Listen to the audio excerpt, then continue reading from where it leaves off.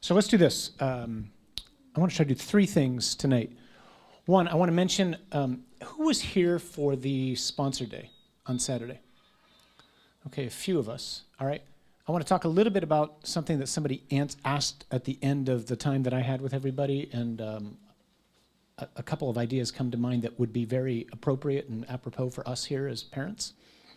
Then I want to try to solicit some feedback from you, and then I want to try to dive into a couple things that are on my mind tonight.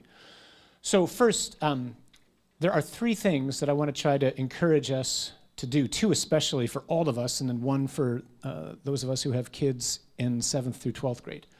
So somebody asked at the sponsor day, one of the sponsors asked, is there something in particular that you would suggest to us as sponsors that we can do to help our kids, that we're sponsoring? And the answer, I actually was intending to say this, but I forgot. Shocking. So two things that I would strongly encourage. One would be, how many people here have never read The Lion, the Witch, and the Wardrobe? Okay. So how many people don't have a clue what The Lion, the Witch, and the Wardrobe is? Okay, a few. So The Lion, the Witch, and the Wardrobe is one of the series of books that C.S. Lewis wrote in his long series on the Chronicles of Narnia, which is a story that's easily understood by children. It seems like it's written for children, although it's really not. But children are the lead characters in it, or among the lead characters, I should say. And it's probably, as I was thinking about it going into the talk that we had Saturday, in which we were talking about the charisma that we've done here before, it might be one of the best presentations of a biblical worldview for children that I've ever seen. And so this gentleman asked, who went to school here, I gave him something else as an answer. We were talking upstairs, I saw him and I said, I meant to tell you, read The Lion, the Witch, and the Wardrobe. And he says, I can't believe you said that. He says, when I was in school at Our Lady Good Counsel, my 6th grade teacher, and he mentioned her name, so he's in his 50s, remembers her name and says, she read that to us when we were in 6th grade. And when she started reading it, we looked at her and thought, what in the world are you doing reading a story to us in 6th grade? And she says within 5 minutes, like every hand was going up, asking questions and probing. So this is a great time of year to bring a book like that out and to read it with your kids. It's just a tremendous story. It's the second volume, I think, in the series of the Chronicles of Narnia. Maybe it's the first, but The Lion, the Witch, and the Wardrobe is what I would read. A second thing that I would encourage, and that's not for sponsors, that's for parents, just to be clear on that. Like it's one of those great things to do as moms and dads and to read with your kids and just to expose them to a way of thinking about reality. And there's lots of things that you can tease out of it. The figure of Aslan, who is a Christ figure, is just a remarkable character. And again, the fact that children play such a lead role is really helpful for kids because it helps them understand that God has something for them to do right now. Not when they get older, but right now, that he wants to use them and break into their lives. A second thing to do, so today's the Feast of Our Lady of Guadalupe, as many, if not all of us know. How many people here would feel comfortable coming up in front of everybody and explaining everything they know about Our Lady of Guadalupe? 1, 2, of course you would. 3. All right, so here's a great assignment for families. How many people don't really have a clue about Our Lady of Guadalupe? Okay, so this is hands down like one of the greatest and most significant historical events in the history of the world. I mean, hands down. 1529, the Bishop of Mexico writes to the King of Spain. So Mexico at the time, 16th century, early 16th century, it's totally decimated by the Aztec Empire, where child sacrifice and a whole set of other ritualistic sacrifices are the norm. How many people have been to Mexico City and gone to the pyramids? Yeah, so some of us have, right? So those were the pyramids upon which they sacrificed all sorts of people, and including children. And you'll see everywhere in the ruins of the Aztec Empire serpents. So the heads of snakes and whatnot. So 1529, the bishop writes to the king, he says, if God does not intervene from his holy hand with heaven, this land is surely lost. The missionaries, the Franciscan missionaries had been there for decades. They'd had almost no conversions. 2 years later, Our Lady appears to Juan Diego. That's the image, okay? So this image that's up there, which is in our church, this is the image of Our Lady of Guadalupe.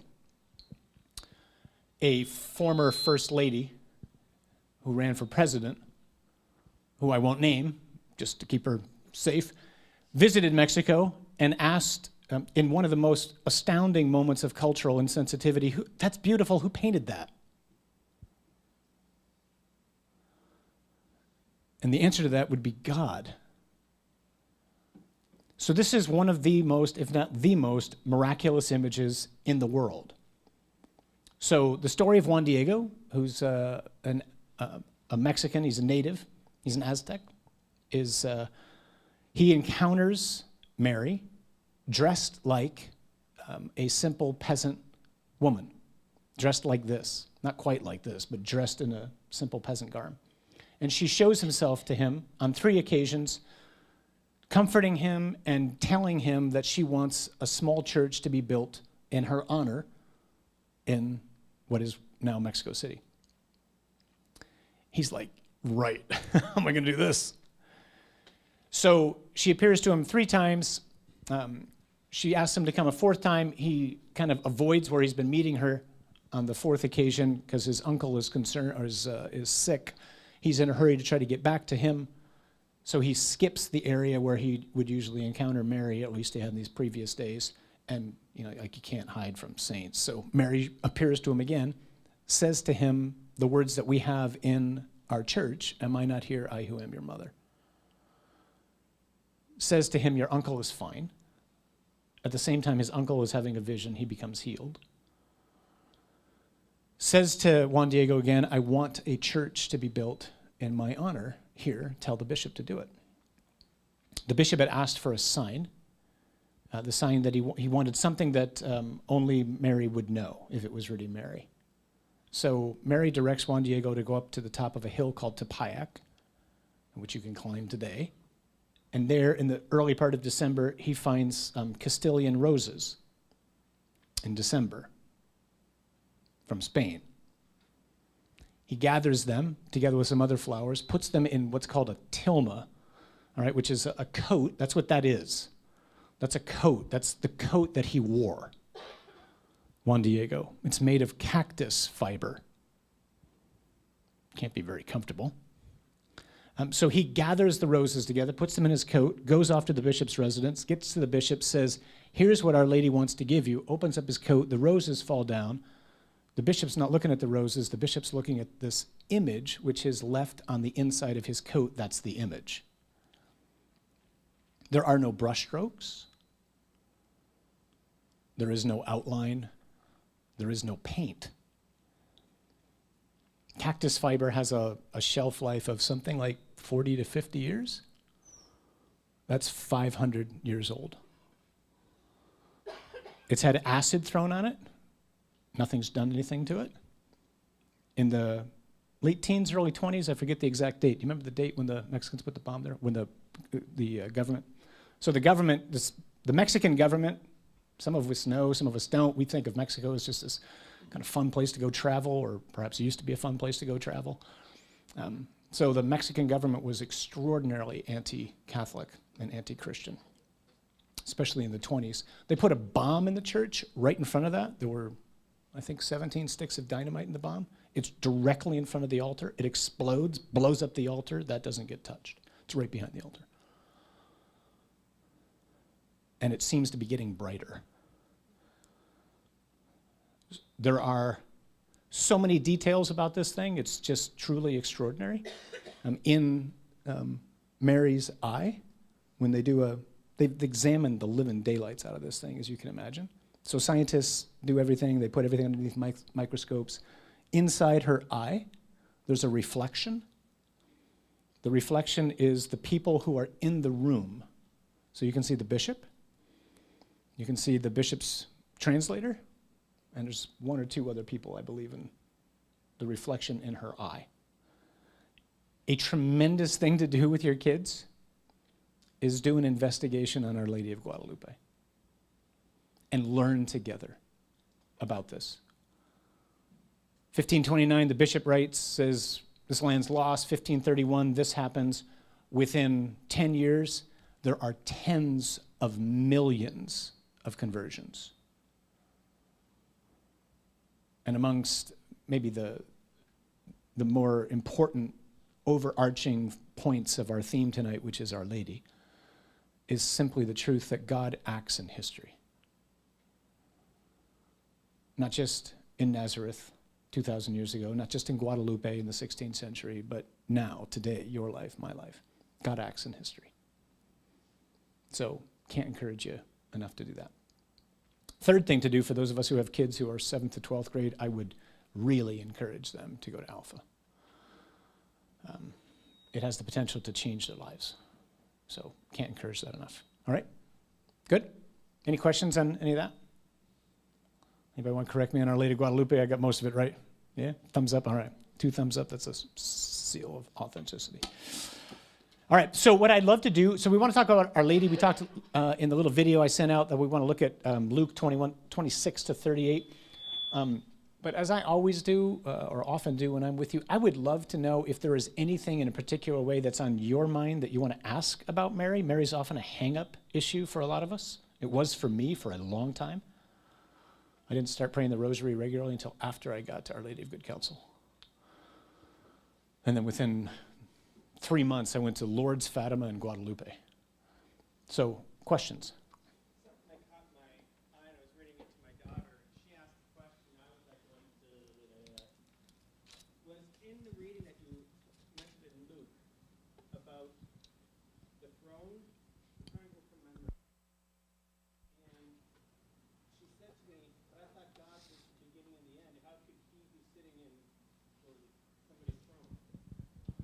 Okay, so the question has to do with the fact that Gabriel says to Our Lady, he will give to him the throne of his father David, and of his kingdom there will be no end. Exactly, and that's what she said. She goes, well, if God's the beginning, then how is God sitting on David's throne? Okay, so the question has to do with it's really the identity of this person and how that fits into God's plan for salvation history, maybe. Okay, we can look at that.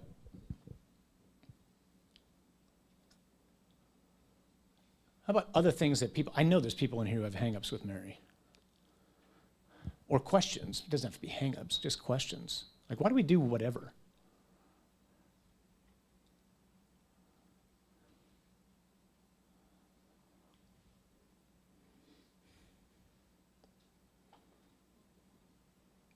I don't know if mine is a hang-up as much as just a progression.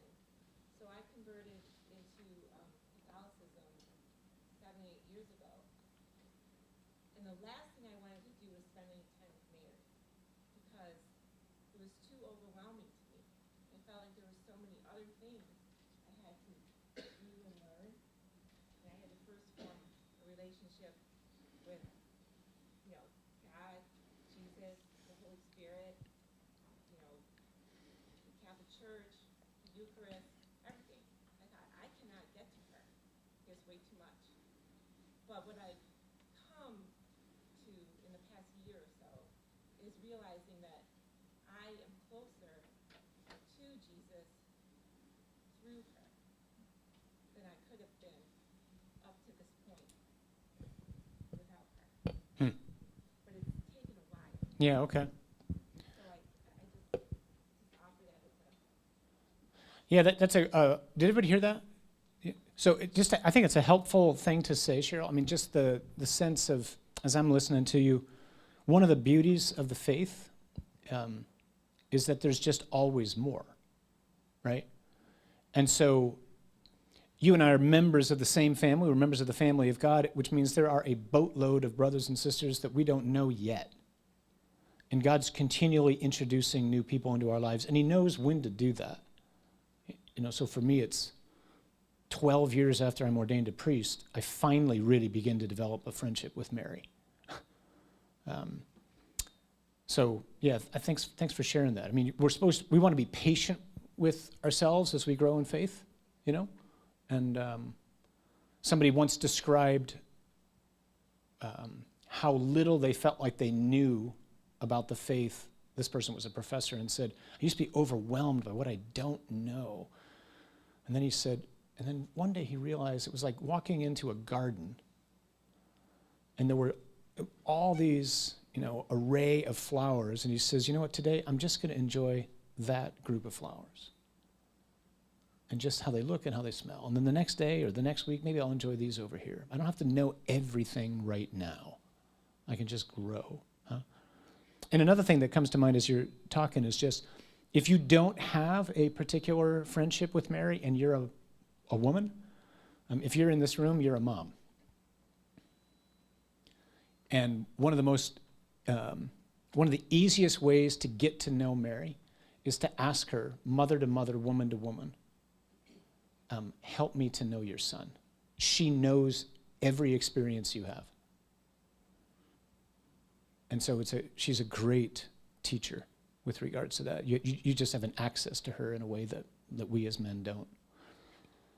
Yeah, Jeff. Just a silly technicality.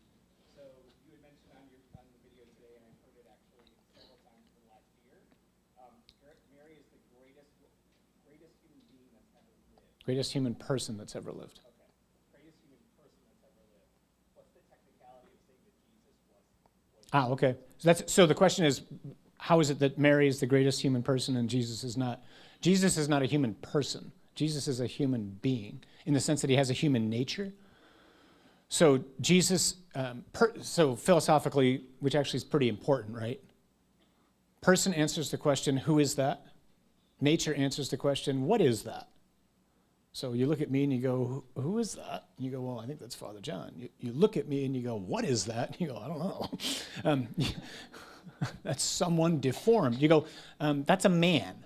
Okay. When you look at Jesus and you go, who is that? The answer to who is that is that's the eternal Son of God, the second person of the Trinity, the one through whom the universe was made. So when he speaks, like hit the I, like quote unquote I, letter I am. Whenever Jesus speaks, the one who's speaking is the eternal Son of God. His nature, what he is both God and man. He is God by nature. He takes human nature in the incarnation. So we celebrate Christmas as a birthday. Lots of us, right? Some of us have birthday cakes for Jesus. Christmas is not a birthday. Christmas is a wedding. That's what Christmas is. It's not like God begins to exist, right? Or Jesus begins to exist, the second person of the Trinity begins to exist. What begins to exist is the wedding, the union of the divine and the human nature in the person of Jesus, growing in Mary's womb. Does that make sense? All right? So the wedding, the marriage, the only real marriage, quite honestly, is the marriage that exists between divinity and humanity in the person of Jesus. And that's what every one of your marriages is supposed to point to. The love that God has for humanity, which becomes flesh in the person of Jesus. Okay? Does that help? Yeah. I was hoping you could touch briefly on Mary's role. I know she's described as united to the Holy Spirit, which I get. But I've always kind of struggled with where St. Joseph fits in. I mean, I realize, like, she's not cheating, but sometimes a part of me is like, oh, of course St. Joseph. So, Yeah. So maybe like what Cheryl was saying, we get to know, I think as we just grow in faith and develop relationships with various saints, like you can't have a relationship with every saint. You just don't have enough time, right? Like I have a small number of friends. And then you get to know, just like you get to know other friends, like so I'm in the middle of starting this nonprofit. Like there's a series of people I'm calling, like, they're good for this. I need your help. Great image for the saints. Right? Like, I need a house. I'm calling St. Joseph because he's a great intercessor, because he moved a lot and he built them. So, or my eyes are struggling. I'm having vision problems. I'm talking to St. Lucy, whose feast is tomorrow. So just like we ask certain friends here for certain things because we know they're really competent in them, so we get to know the saints that way. That said, Joseph often gets shortchanged. The way John Paul would talk about him is he's the guardian of the Redeemer. Even more so, he's the guardian of God the Father's two most cherished loves, which is his son and Mary, the mother of his son. So Joseph must be one extraordinary man. And brothers, what kind of dream would you have to be able to wake up and look at your wife who's just told you that she's pregnant, but it's okay, it's God, for you to believe it? For real. Because Joseph had that dream. I've had a lot of dreams. I can't fathom that dream. But this is an extraordinary man who is willing to put faith in what is in out of this world, quite literally, announcement that his wife has made to him. So he's a great intercessor for lots of things, including good dreams. Yeah. So Gabriel came down and asked Mary the question, and it sounds like from the, that she kind of questioned, like, how is this possible? And then Gabriel, answered, and then, but prior to that, like in the book of Luke, we were just reading this the other day, Zechariah gets the message that Elizabeth is going to be pregnant, and he questions, and then he goes mean. So it seemed like he got punished, and she did. How are those questions different? Everybody hear that? Okay, so it's a great question. It's something that's plagued me for years, until a couple years ago. So the question has to do with the Gospel of Luke begins with two annunciations. The annunciation of Gabriel to Zechariah about the birth of John the Baptist, that his wife Elizabeth, who's been barren for many years, is going to conceive and have a child. Not miraculously in the sense of it's not from God, but she's past the age of bearing children, so it is miraculously that way. So that's Annunciation 1. That's Gabriel goes to Zechariah, who's a priest, who Luke describes as a righteous man. So this is a believing man, right? So he's there. His wife's past the age of childbearing, so we don't know how old they are, 60s perhaps. Zechariah asks kind of the duh question, how's this going to happen? Gabriel says, I am Gabriel. Boom, struck mute. Zechariah doesn't talk till Elizabeth gives birth. Okay. Next story. Same angel goes to Mary. Another annunciation. You're going to have a child. Mary asks, how? Why does she ask how? Let's look at this passage, okay? And then we'll pull this apart, because this is just a great text to look at and to try to learn from. So it's Luke 21, or 1, starting in verse 26. And if you don't have a Bible, Sandy's got some here. She's got a bucket of Bibles. In the sixth month of what?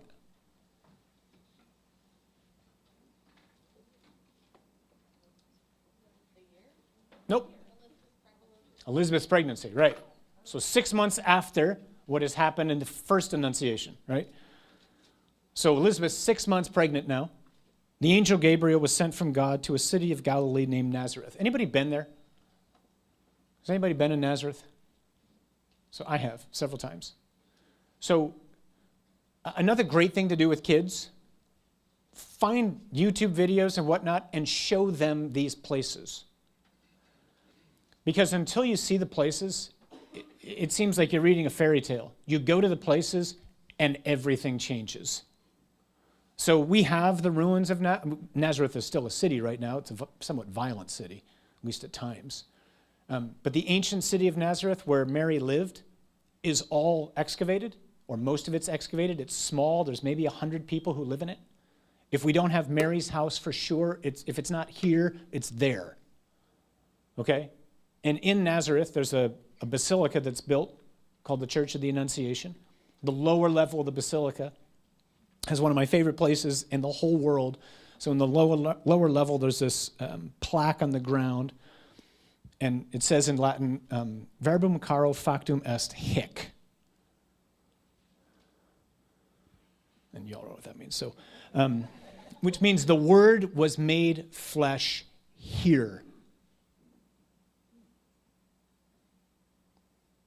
Like, this is where it happened. We're not talking about long, long ago in a galaxy far, far away. These are not myths. These are not fairy tales. This stuff is so anchored in history. The first reading, or the gospel that we had last week at Mass, naming all those people. Pontius Pilate was this, Tiberius.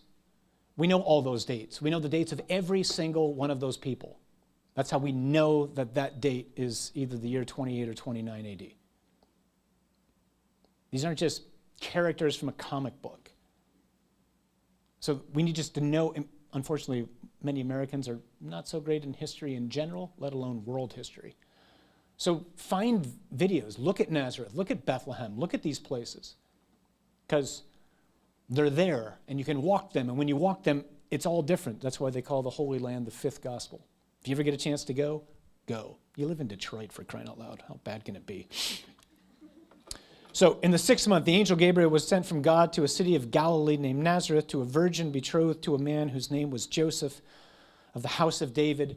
And the virgin's name was, you're supposed to hear this is all dramatically building. Luke could have just said in the 6th month, Gabriel went to Mary. He doesn't.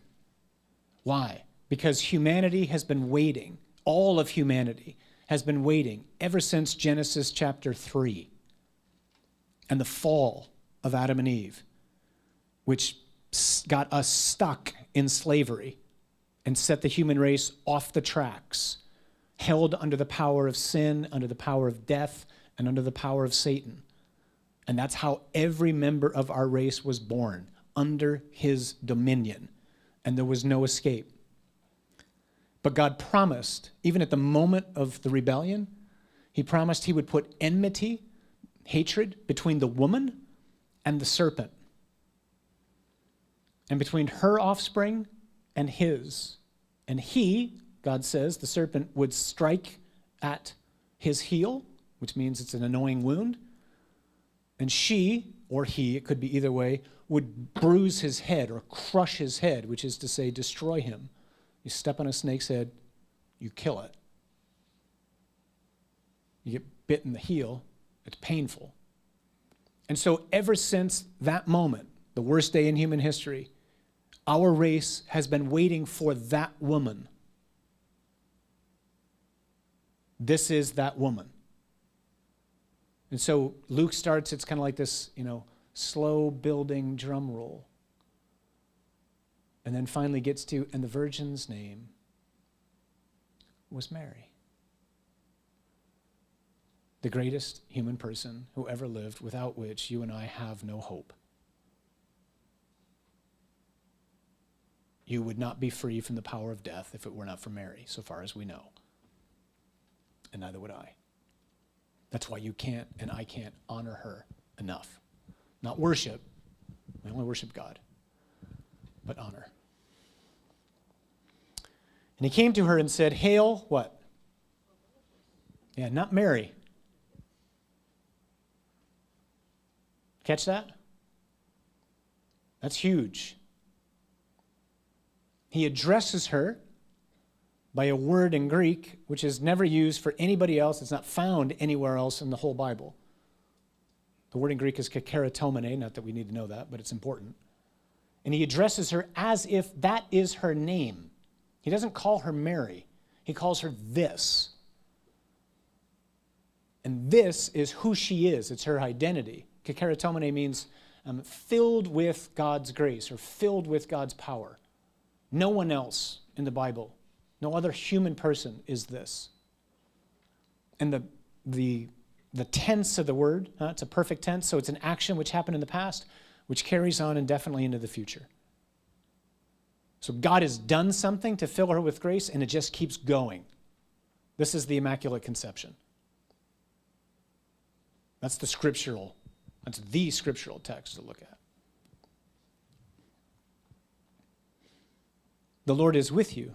But she, just like Zechariah, was greatly troubled. So far it's identical, almost. And considered in her mind what sort of greeting this might be. And the angel said to her, "Do not be afraid, Mary, for you have found favor with God. And behold, you will conceive in your womb and bear a son, and you shall call him Jesus," which means what? God saves, right? Names are everything. Right? Kakaratomene means she who is filled with grace. Jesus means God saves. It's not only who he is, it's what he does. He will be great and will be called the Son of the Most High, and the Lord God will give to him, there's that passage, the throne of his father David. And he will reign over the house of Jacob forever, and of his kingdom there will be no end. And Mary said, "How?" Why does Mary say that? Mary's married. Okay, she's betrothed to Joseph, doesn't live with him yet. But it's not an engagement. So the Middle Eastern culture at the time, betrothal was kind of or marriage was a two-stage process. The moment they're betrothed, they're married.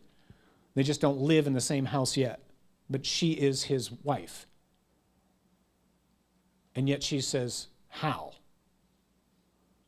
To which Gabriel should have said, "Well, what do you mean, how? I mean, you guys don't live together yet, but you're going to live together. When you live together, you're husband and wife, you're going to have conjugal relations, you're going to have a child. Like, what do you mean, how?" Why does Mary say how?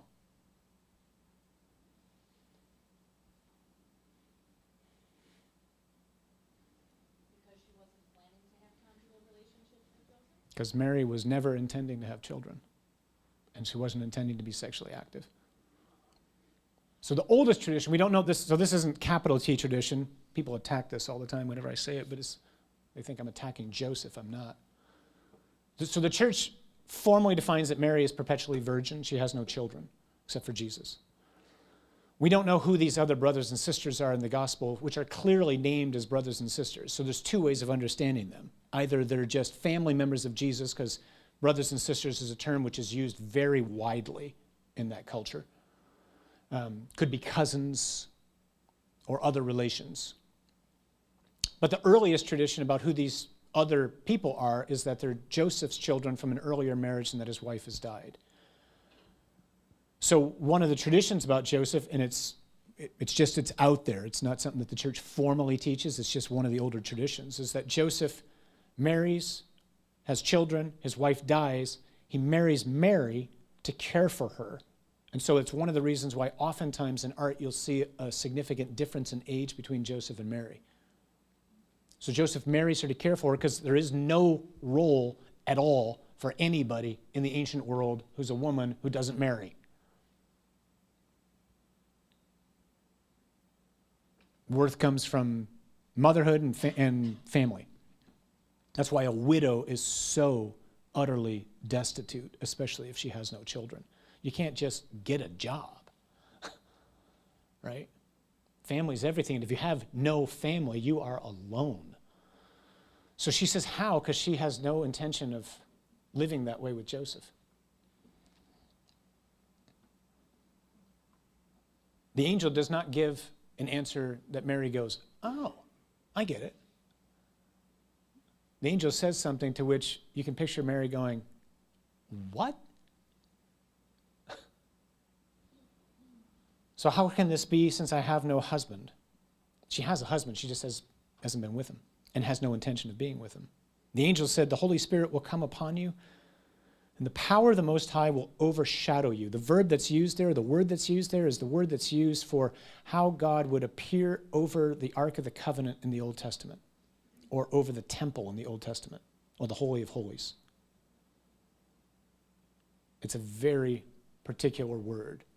An amazing action is going to happen to you. To which you got to picture this 13, 14-year-old girl going, "Huh? And what's that going to do? Right? Behold, your kinswoman Elizabeth in her old age has also conceived a son, and this is the 6th month with her who was called barren, for nothing will be impossible for God. And Mary said, and here's why we honor her, behold, I am the handmaid of the Lord. Let it be to me according to your word. And the angel departed from her, or we would put it much more colloquially, you can do whatever you want. I am entirely yours. That's the Christian's life. That's what you and I are supposed to be shooting for. To be able to say that each and every morning when we wake up. Lord, I am entirely yours. Whatever you want to do, I'm available. And she can say that because she trusts him, because she knows him. Now, what's the difference between her and Zechariah? Here's what I think the answer is. Flip to Luke 1, verse 13. So, until this verse, Zechariah encounters Gabriel just like Mary does. He's afraid, just like Mary is. The angel says, don't be afraid, just like he says to Mary. And then he adds this line, for your prayer has been heard.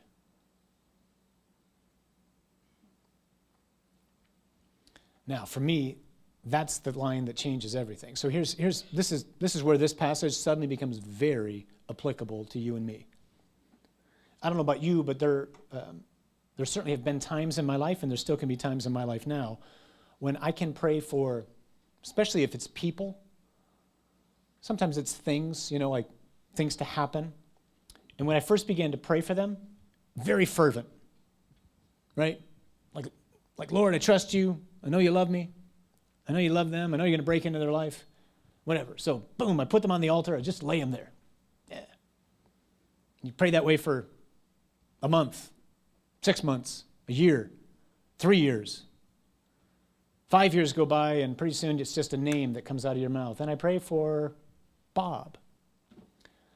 Just like I've prayed for Bob every day for the last 5 years, and you ain't done nothing. But I'm going to pray for Bob again. Anybody relate to stuff like that? Man, I can pray that way. So here's Zechariah. This is how we're supposed to imagine Zechariah, right? So to be childless in the ancient culture is to be thought accursed by God. So here's a couple. They're righteous, according to the scriptures. They get married. They have all these plans, just like couples here. We got all these plans for children, for family, for whatever. And they're good plans, right? Like, surely God's in this. I'm asking for something that I know God would want. We want a child. Like, we're living in a culture that it just disposes of children. We want a child. Everybody in here knows couples who struggle with infertility. Some of us have struggled with infertility. So here we're praying for a child. Surely God's going to grant this. Nothing.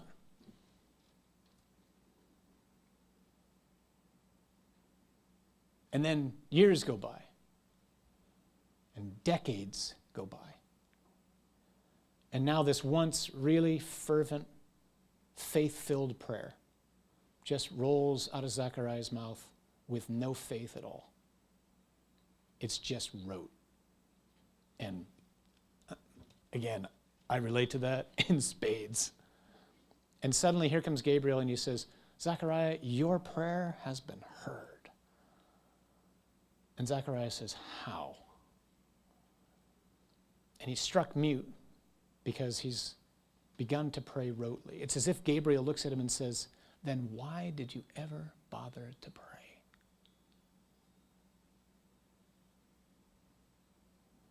Does that make sense? That's what's happening here. Now, similarly, so they're praying, they have a good intention. They want a child, doesn't come for a long time. Mary's dedicated her life to God. She's going to consecrate her virginity to God. She's got a good plan. I'm going to be just totally available for you to live in this way, even though it's going to cause me some ostracism because people are going to think something's wrong with me, but I'm consecrating my whole mind and body to you.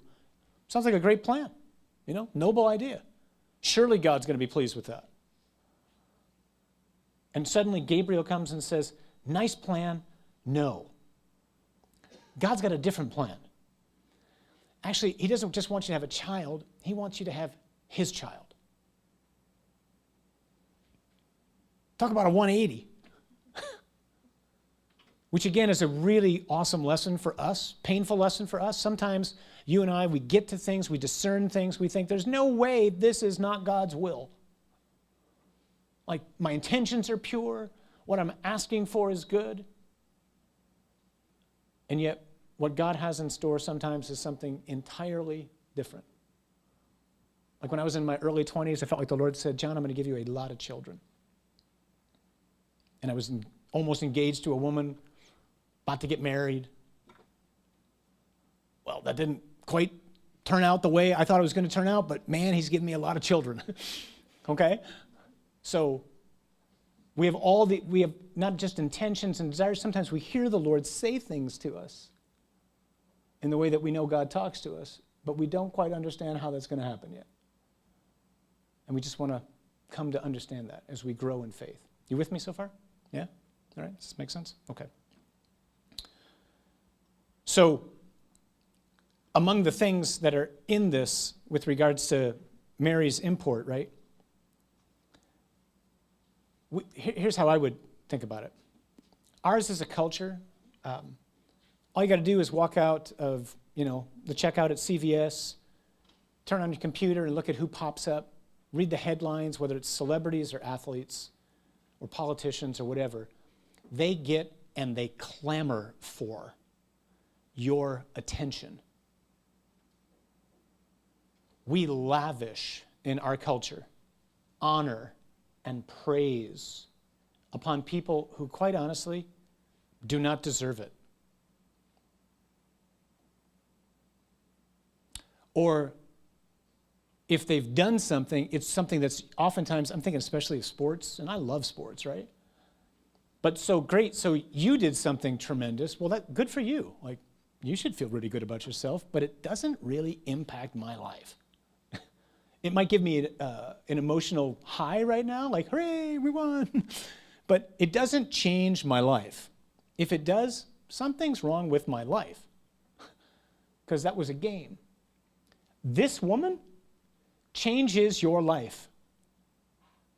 Why? Because if she doesn't say yes to this question from Gabriel, or this proposal from Gabriel, you and I are stuck. So it's often, there's a contrast that's often made between Eve and Mary. So at the beginning of creation, you got a woman, conceived without sin, who's a virgin, betrothed to a man, visited by an angel, fallen angel. She's disobedient. The result of her disobedience is death for the entire human race. That's often referred to as Mary tying humanity into a knot. At the recreation of history, you see another woman conceived without sin, who's a virgin, who's betrothed to a man, who's visited by an angel, who's obedient, the result of which is life. She undoes the knot that Mary or that Eve had tied. And because she does, you and I have been rescued. All she has to do is say yes. The moment she says yes, and she could have said no. She could have said no because Eve did. If she says no, you are in utter despair, whether you know it or not. If she says no, you're doomed to hell, whether you know it or not. If she says no, you're under the power of sin and you can't get out, whether you know it or not. You and I owe everything to this woman.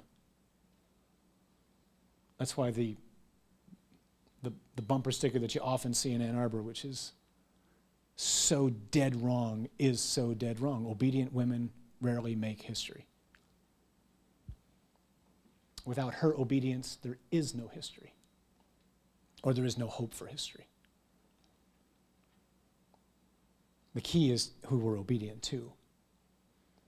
She's obedient to God, which means she hears him. That's all obedience means, to hear from. I know who's talking to me. I know this God. I know he intervenes. I know he acts. I know he cares. I know he saves. I know he rescues. I know he creates. I know he's not a genie. He doesn't just give me whatever I want when I rub the lamp. But I know he's good. And so I will place myself at his disposal. And she does. And because she does, she begins, by the power of the Holy Spirit, to conceive this child in her womb the same way that you did. And you and I have a Redeemer. And that's why we honor her. So in this culture which honors all these people and adores all these people and gives adulation to all these people, how is it that we don't honor her? Or that we suddenly think, that's a bit much. People go to Canton or Cooperstown or Springfield, Massachusetts, and they stand in line to walk into a Hall of Fame for football or for basketball or for baseball. They drool over these people from the past. They go to Hollywood. They go to New York. They watch plays. They drool over actors and actresses. For what? I remember watching, this was years ago now. It was a Sunday morning. So it was in the college football season. I forget what the game was. I think when Tim Tebow was playing still in college at Florida. But there was some pretty heroic play at the end of a game, and everybody was just talking about it. It was all over the news, all night long, all morning, whatever. And as I'm praying the next morning, just saturated with all this as I'm reading different things, I felt like the Lord just said, where is my glory?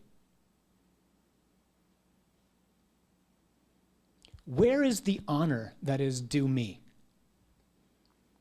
How do you not know what I have done for you?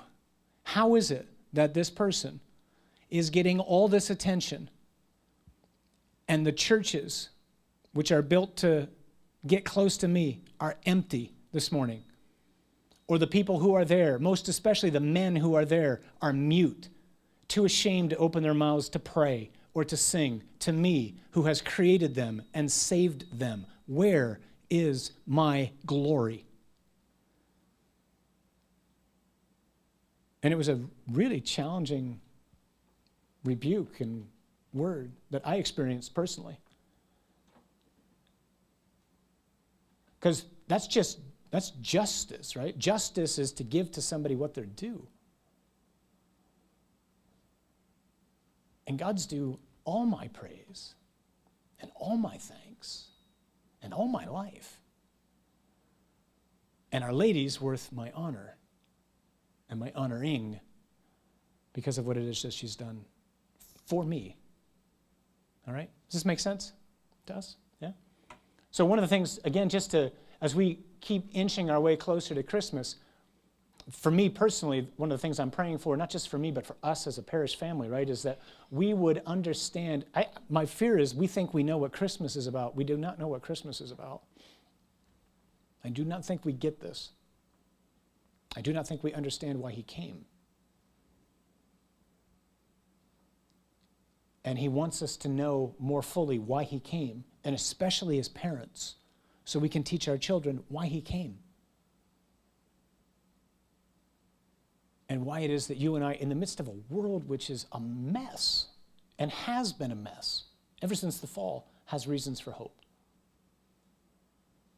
And the answer to that is because God has intervened. And he continues to intervene.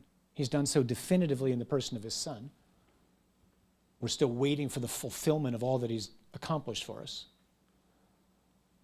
But I have hope and you have hope because God's done something about death, and he's done something about sin, and he's done something about darkness, and he's done something about hell. And because of that, I can live in peace. Okay? All right. Does that provoke more questions?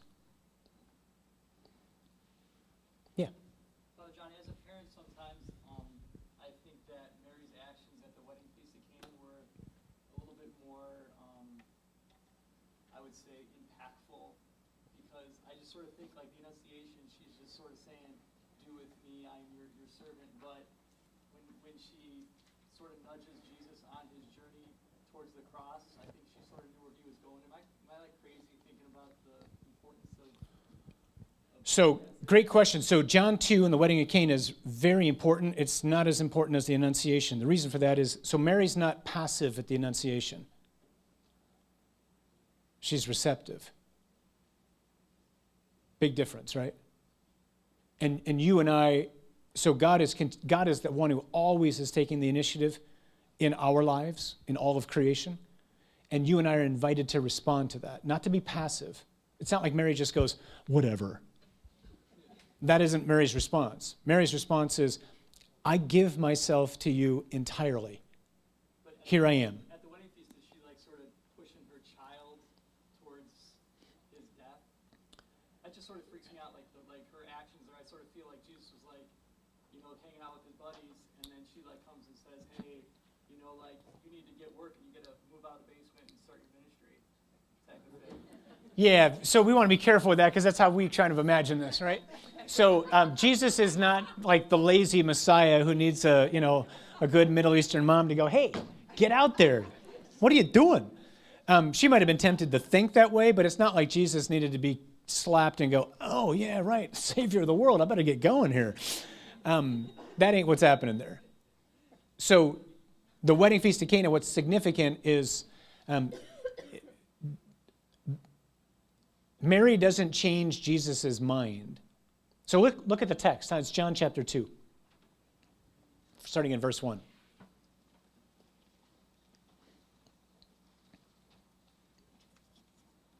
So on the third day, so John's retelling creation. So the Gospel of John is just telling, on the first day this happened, the second day this happened, the third day this happened. These are all John's retelling Genesis in essence. There was a marriage at Cana in Galilee, and the mother of Jesus was there. Jesus was also invited to the wedding. So it's not like Jesus was there with his buddies. Mary crashes. She's not like the wedding crasher, like, hey, son, you better do something. She's the one who's actually invited. Jesus is also there, also invited. When the wine failed, so to grasp this, you got to know a couple of things. One is, so wine is a symbol of what? Joy, absolutely. So Sirach, best passage in all the Bible. What is life without wine? Personal favorite.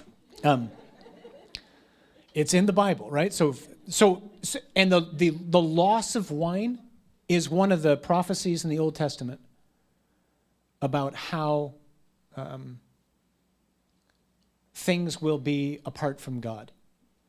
And the giving of wine, so like Isaiah 25, on that mountain, God will provide for his people a banquet of rich, juicy meats and choice wines. So that's a vision of, it's an image, okay, of what it will be like when the Lord puts everything back together. So the loss of wine is a symbol of despair, and the giving of wine is a symbol of the joy that comes from God breaking in. So they run out of wine. So it's more than just like, wow, how embarrassing, they got no wine. That's actually the literal truth, but behind that is the meaning of wine and its purpose. So when the wine failed, the mother of Jesus said to him, they have no wine. And Jesus said to her, O woman, which sounds like the worst thing you could possibly say to your mom, right? But this is not an insult. This is a direct reference back to Genesis 3 and that passage we were alluding to earlier, that there will be enmity between the woman and the serpent. Jesus is not disparaging his mother. He's identifying his mother as that woman. Okay, that's what he's doing there. He's saying, this is her. She's the one. And then this gets translated really badly into English. What have you to do with me? Or what is your concern of mine? And what Jesus is really asking, this is what he's saying to her. We would translate it as something like the Lord looking at his mother saying, you realize, don't you, that if I do this, the whole relationship's going to change. That's what he says to her. From here on in, if I do this now. And that's why I asked the question, because I think that'd be, as a parent, that's super scary, right? Yeah, so you, and as a parent, you know it's super scary. There's another level of Mary that you and I can't relate to, which is Mary is, one, sinless, which I don't have a clue how to fathom that, right? So Mary never sees a situation with selfish eyes. You and I always do. Everybody in here does. However altruistic you and I might be, you and I always look through selfish eyes. Always. Even you moms who are just giving to no end. We always, that's the stain of original sin that marks us. Huh? Mary doesn't have that. Mary's never self-driven. Ever. In any way. So that's one thing that you and I can't relate to. The second thing is her child is God and she knows it. Because she's a woman and she knows, I haven't been with a man. And this child came out of me. And I don't know how that could happen. So, you all might think this is a cute little story, but I know I woke up one day and realized I was pregnant and I'm a virgin. I don't know how that could happen. So it's more than just like, I'm going to lose my son. It's much greater than that. So is she pressuring him or is she bringing something to his attention? And the church would say she's bringing something to his attention. And just like it happens, we do this oftentimes with the Lord in prayer too. We bring something to him and sometimes he'll say, I can do that, John, but everything's going to be different if I do that. You ready for that? So the question's put back to me. And so Mary, again, isn't being passive here. She's being receptive, and she's able to say, yeah, and then she can look at the servers and go, whatever this guy tells you to do, do it. So she's acknowledging, yes, I'm willing to let the relationship change. And she does it as an expression of her love for the human race, which she knows he's come to save. Does that help at all? Does that make sense? So there's lots of things we can relate to Mary. There's a lot of things that we can't relate to Mary. Okay? Maybe I can end just with this, huh? And then, unless we got other questions. This is one of the, some of us were at Mass Friday night, but for me, I can't think about this enough.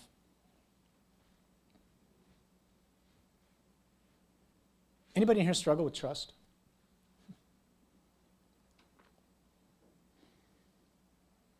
I would argue there isn't something that we struggle more with than trust. And I don't think anybody can teach you and me how to trust like Mary can. So back to that passage you were alluding to in that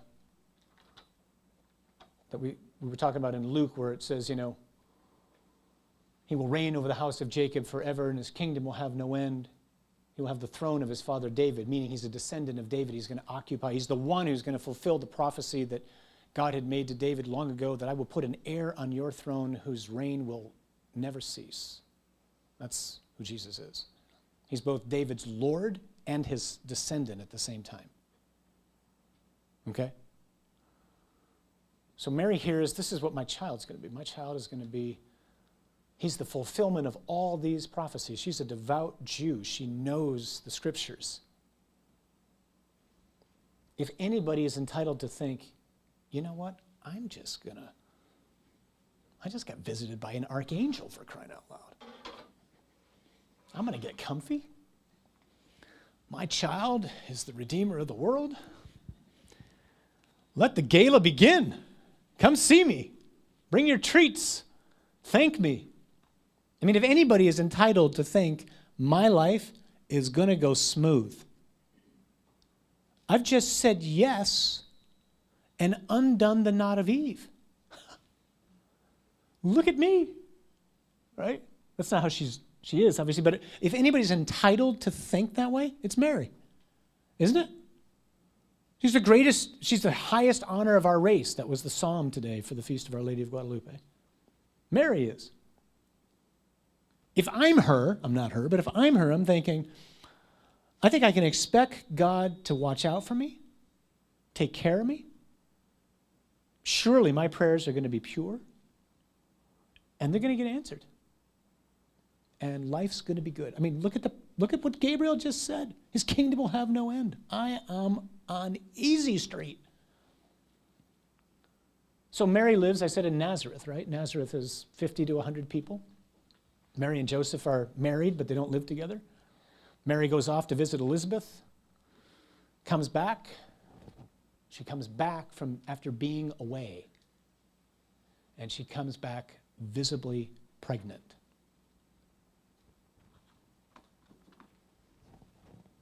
Some of us in here can relate to that.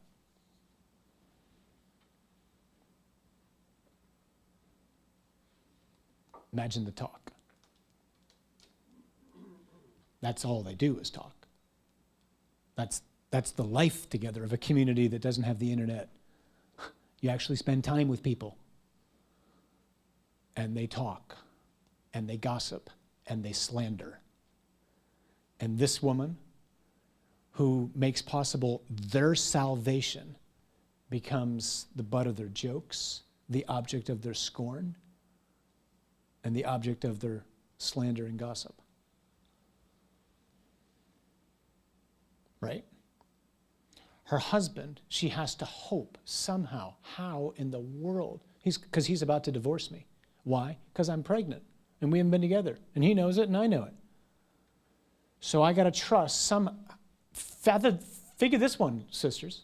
I got to trust somehow God's going to find a way to convince this man that this vision I had of the angel was legit and this child's God's. And somehow that happens. Joseph believes it and doesn't divorce her. Then as she moves along in her pregnancy, a census is called, and they got to move. They don't just hop in the Winnebago, right? They get on a burro. Go from Nazareth to Bethlehem. It's not around the corner. They get there. No place to go. I'm the mother of God, for crying out loud. Where's my room? Right? Surely there's got to be a room here. God can't want this. No room. Where'd she go? Into some sort of farm area. Here's the mother of God giving birth to the Savior of the world. And who's there? A cow. A donkey. An ox. Where's the kings? Where's everybody coming? Why aren't they here to line up? Where is everybody?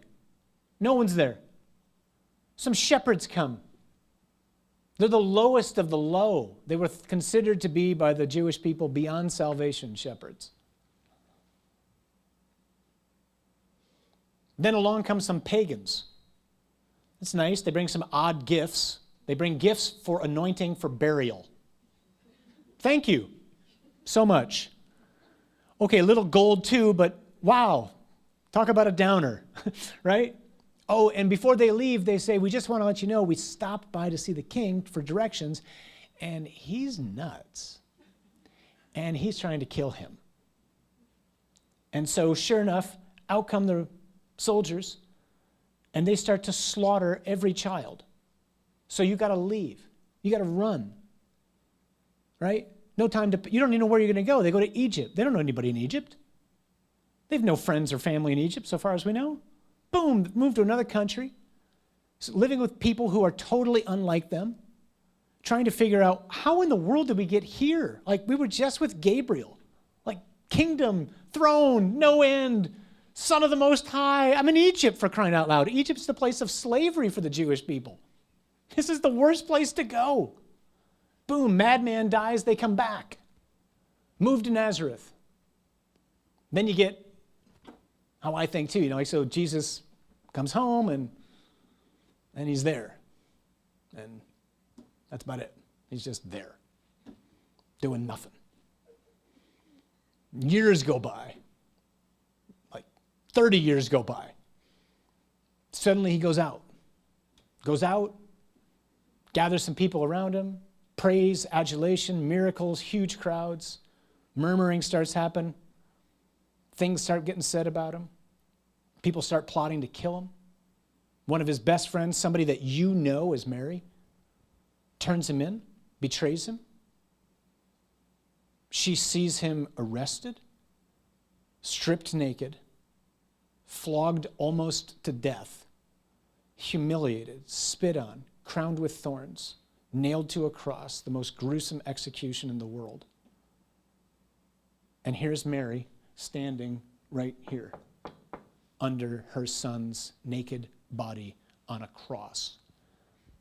And everything inside his body is coming out onto her.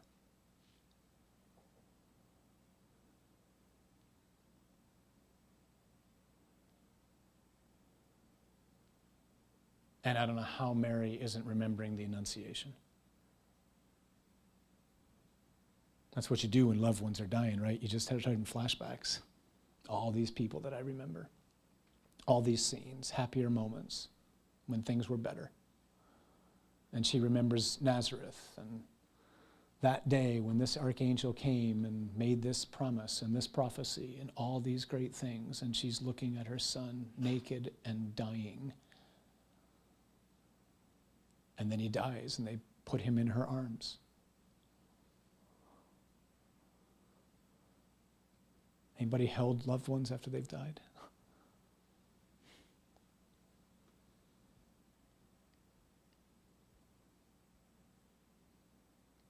It's pretty final.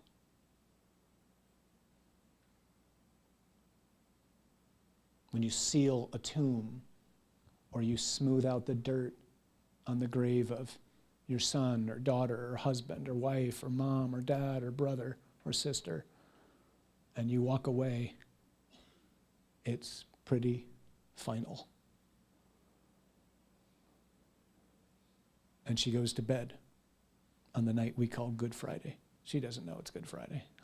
And she wakes up wondering, how in the heck am I going to go on?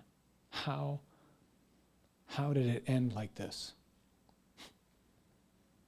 How did it possibly end like this?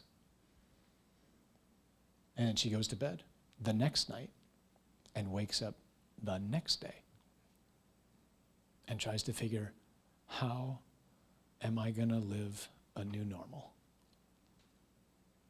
We try to do that when we lose loved ones. Our loved ones weren't the eternal Son of God. And then suddenly on that morning that we call Easter, though the Bible doesn't talk about it, it has to be the case that the first person Jesus shows himself to is Mary. It's got to be. Who else would he want to show himself to but his mother, the one who made possible the salvation of our race by her yes? And I just imagine he just stands there and she looks at him and they just laugh and cry and shake their heads, and then he goes out and shows himself to everybody else. And all along the way, what's the point? All along the way, Mary has to learn to trust.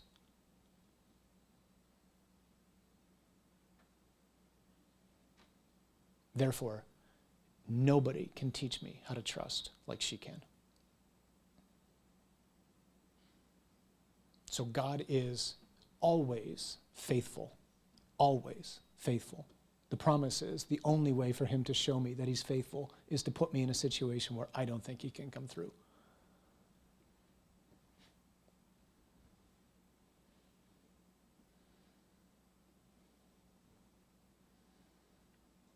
And so I just ask her continually, teach me to know him and to know that I can rely on him, that he keeps his word, that his promises are all true, even when they take time. Help me to know that. If you want a gift for Christmas, that would be a great gift for Christmas. Mary, teach me how to trust. Teach me to know him, your son, more than I do right now, so that I can say what you said. Here I am. I'm yours. Have at it. Use me. However you want to use me, use me.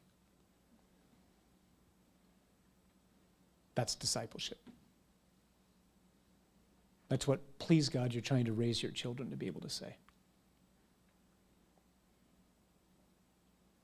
And if you do, then your kids will talk about you the way I and my siblings talk about my parents. Every time we get together, we just talk about them. And we talk about them in such a way as we look at each other and say, how did we win the lotto? Not because of stuff we had, because of who they were and what they taught us and how they taught us to live. May your children speak about you that way. And the decisions that you're making and doing right now, and the actions that you're doing right now, have everything to do with how that'll play out in the future. Everybody here wants to have that happen. The question is just like, what have I got to do to live that way in such a way so that it will happen? And it'll happen, trust me. I can't shut up about my parents. May your kids not shut up about you. And may Mary pray for you that that'll happen. Okay? Great. Sandy? We have time for maybe just one or two questions. Sure. And then could you close us in prayer? Absolutely.